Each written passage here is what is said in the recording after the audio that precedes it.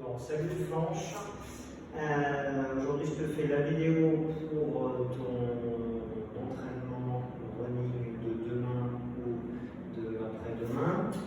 Donc, pour faire simple, tu as fait ton entraînement intensité durant la semaine. Donc, demain ou après-demain, ça va être un entraînement à la cool. Donc du coup, cet entraînement à la cool, l'entraînement récup, cet entraînement il est uniquement fait pour habituer le corps à courir, à s'habituer en fait à la difficulté et développer l'endurance, permettre la récupération pour permettre de réparer les micro-traumatismes liés à la course à pied, au mouvement de la course à pied répétitif. Et moi je dirais que cette séance, elle est faite pour expérimenter. Alors du coup, tu auras 3 ateliers dans ta séance. Un premier atelier qui va être lié à la respiration. Je vais te demander de courir entre, on va dire, on va peut-être partir sur 1 km. Si tu es à l'aise, tu peux atteindre 2 km. Tu peux t'arrêter également lorsque c'est trop difficile. Le but en fait, c'est de courir uniquement avec la respiration nasale. Pourquoi? Tout simplement pour comprendre que c'est la respiration qui nous permet en fait de nous donner le tempo et pas ce qui se passe dans la tête. Ensuite, ça va permettre, ça peut être difficile au début, très désagréable, mais ça demande en fait à ralentir. Ralentir puisque en fait finalement, on n'a que la respiration par le nez. C'est comme si on avait 2 moteurs et qu'on avait un seul moteur, uniquement le nez et pas la bouche, qu'on peut utiliser. Donc ça demande en fait de prendre un peu sur soi, de ralentir pour rester en maîtrise et de laisser la respiration donner le tempo. Sur les premiers kilomètres, puisque de toute manière, les premiers kilomètres, on est dans l'échauffement d'une séance facile. Donc, on part, c'est très simple.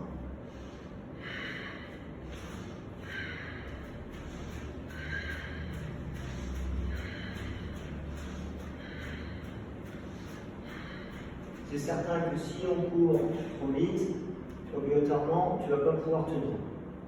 Donc, ça va s'emballer, on va sentir un peu trop de chaleur à l'intérieur, trop de dioxyde de carbone, et du coup, ça ne va pas le faire.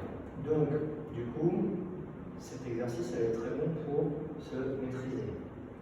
Avec la pratique, tu vas te rendre compte que l'effet, en fait, de concentrer uniquement sur ta respiration, ça va te permettre aussi de maîtriser un peu plus l'esprit. Ça va t'apporter le calme, ça va te permettre de te recentrer.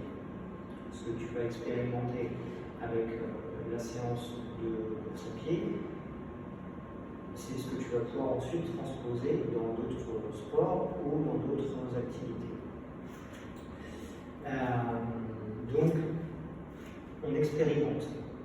On va crescendo, on oublie le chrono, on est uniquement. Le but en fait, c'est juste d'être en confort dans cet exercice qui peut être difficile à réaliser dans le début, mais qui devient très agréable. Et l'autre avantage, c'est que nos footings en endurance sont généralement beaucoup trop vite. Donc, par cette technique, on permet en fait de courir à l'allure juste et donc à développer plus l'endurance. Et plus on va courir lentement, plus on va habituer le corps à travailler en fait en low motion et plus on va être économe. Voilà. Du coup, on va travailler au ralenti. Donc, ce qui va être intéressant, quand on est au ralenti, on a le temps pour se concentrer sur la respiration, effectivement pour regarder un petit peu autour, mais aussi pour savoir ce qui se passe à l'intérieur et sur nos gestes qui sont au ralenti également. Donc, intéressant pour travailler les appuis au sol et le mouvement au niveau des bras. Donc là, on va chercher, via aussi cet exercice, à aller plus à déterminer à être éco-sprinter, c'est-à-dire à utiliser le corps pour utiliser moins de carburant, d'énergie, et aussi à utiliser, à être un peu plus profilé, à utiliser notre corps pour continuer en fait à avoir du rendement. Voilà, ça c'est le premier exercice. Deuxième exercice, deuxième atelier. Cette fois-ci, donc là ça va être un travail qui va être où on va découvrir le haut de la structure. Donc ça c'est l'exercice qu'on peut trouver dans le bouquin Yoga pour les runners. Donc dans cet exercice en fait, tu vas faire 2 fois 4 ateliers qui sont super, qui sont pas compliqués du tout, sur à peu près 80-100 mètres à chaque fois. Le but, c'est, on va courir, premier exercice, une main dans le dos, on va courir sans les bras, sans la posture sans l'utilisation des bras, sans tes sensations, sans ce qui se passe. Essaye de voir qu'est-ce que tu peux faire pour continuer à avancer. Peut-être qu'ici on a besoin d'être un peu plus, d'étirer un peu plus la structure, de mettre un petit peu plus le corps en avant et d'ouvrir un peu plus les épaules. Ok, 80-100 mètres. Pareil, on n'est pas dans la recherche de vitesse, on est dans l'expérimentation. Tu récupères, ça n'a pas l'air, mais c'est des exercices qui peuvent être un peu stressants au début, puisqu'on n'est plus du tout dans notre routine. Deuxième exercice, la même avec l'autre main, cette fois-ci, pareil, 80-100 mètres. On récupère, et ensuite, troisième exercice.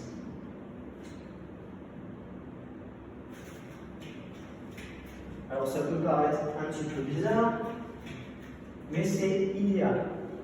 C'est idéal pour prendre conscience, pour développer, pour ouvrir un peu plus les épaules, pour prendre conscience de l'espace qu'on a ici et que l'on n'utilise pas suffisamment.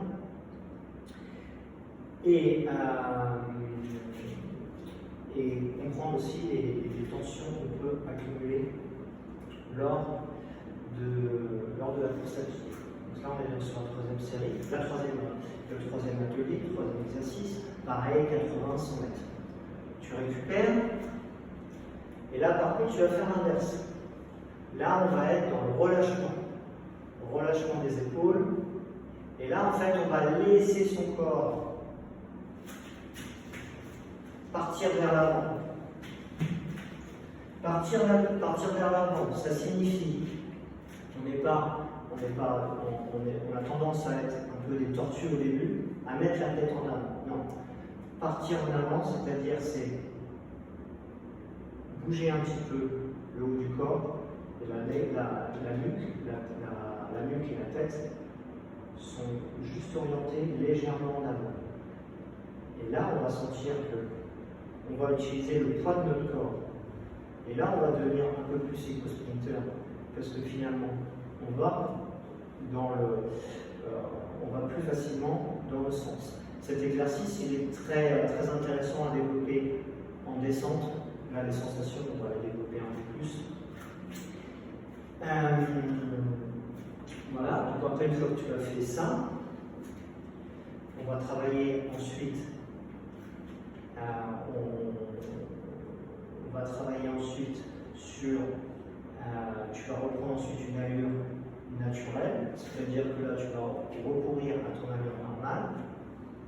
Là donc tu vas prendre conscience un peu plus de l'atelier respiration et de l'atelier ouverture, utilisation du haut du corps.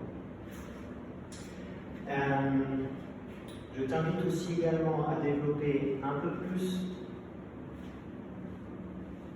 ce travail.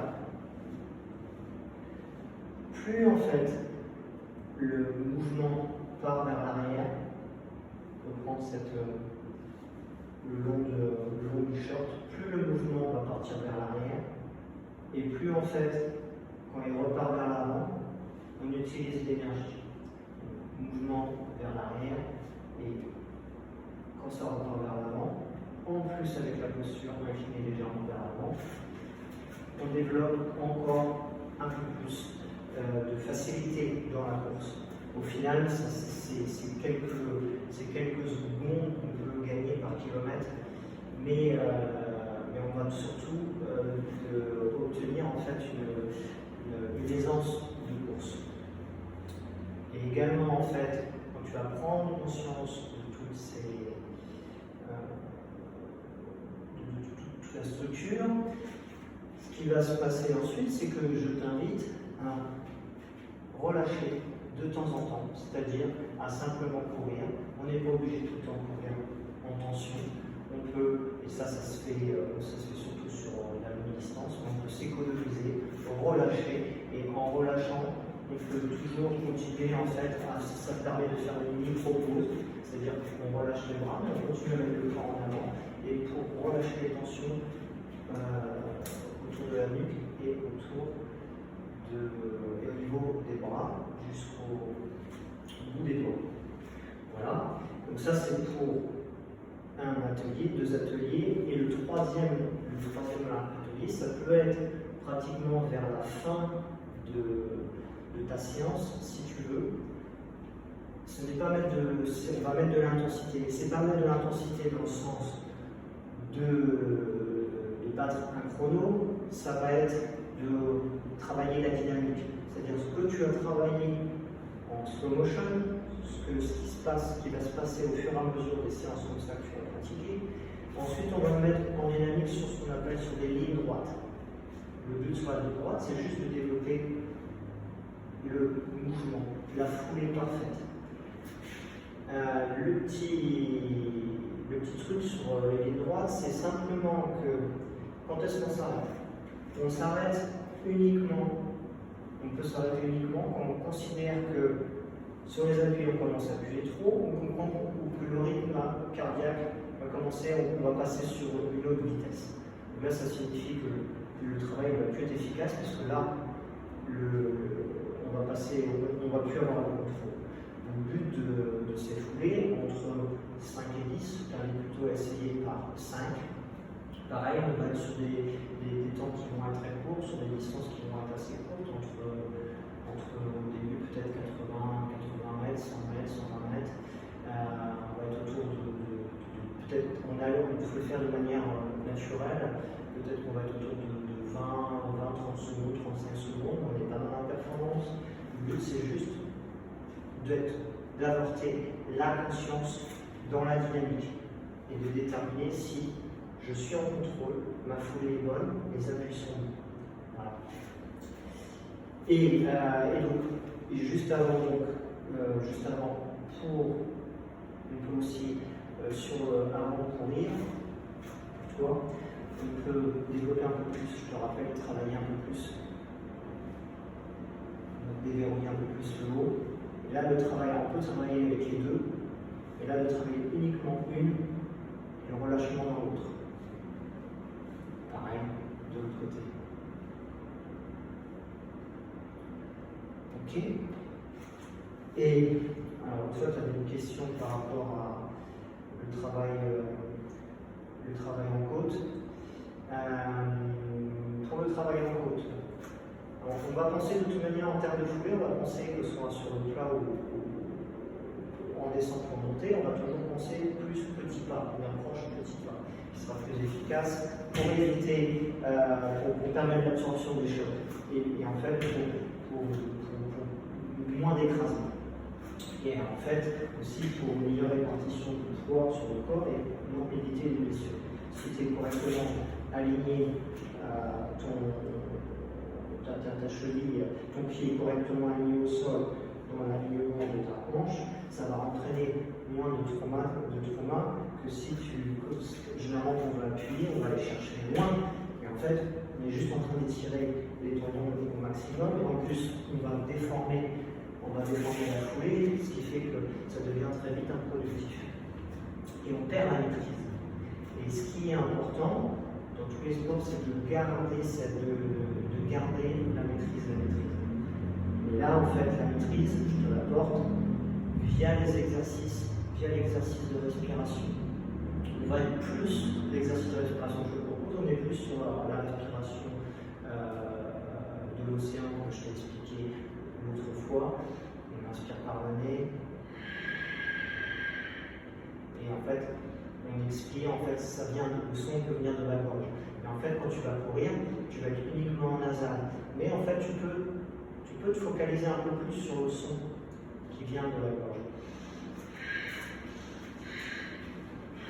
C'est très efficace. Cet exercice est très très efficace. Ça t'apporte le calme. Et du coup, dans les séances où parfois l'esprit il a envie d'envoyer,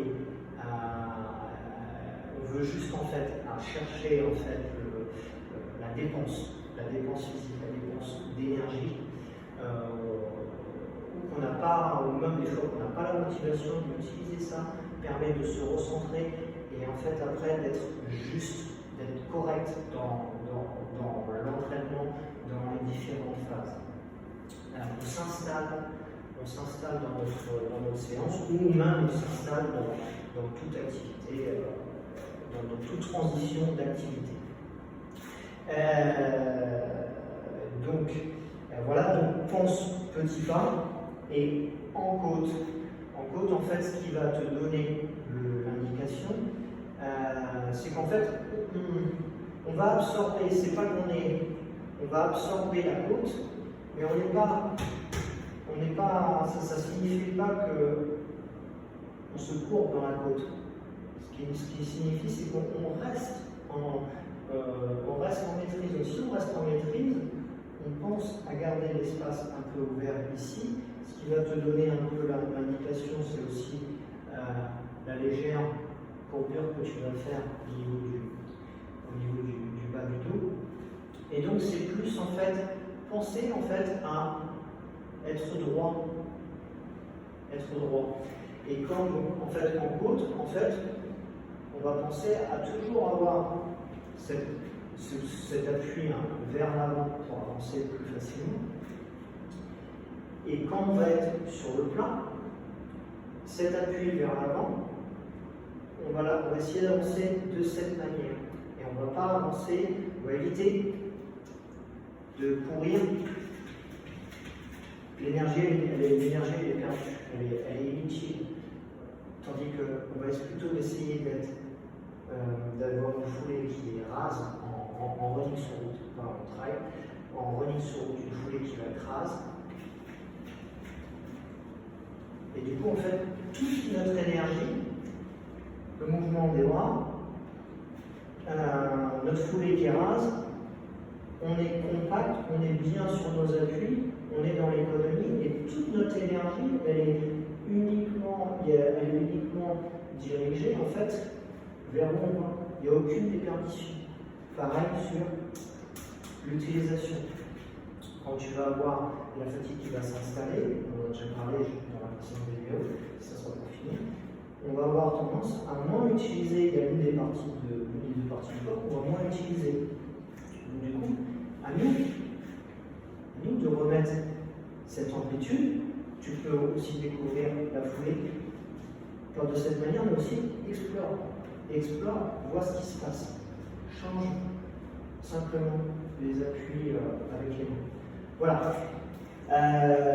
Donc séance respiration, travail de respiration, permet la concentration, tu vas la transposer ensuite par la suite. Découverte un peu plus, ouverture du haut du corps, utilisation du haut du corps, pour la foulée. Et travail ensuite, après on est dans l'allure naturelle, on respire normalement, on voit les effets. Et après, un petit rappel d'allure avec, on va dire, 5 vitesses, allure dynamique progressive, on va plus être dans cette idée-là. Et enfin, on récupère, on prend le temps de récupérer après. Séance, en fait, on cherche à faire vraiment de la qualité et des kilomètres faciles. Voilà, j'espère que je t'ai donné tous les conseils qui sont utiles et que j'ai été clair et précis. Et puis à la semaine prochaine pour la prochaine séance en yoga. Bye bye.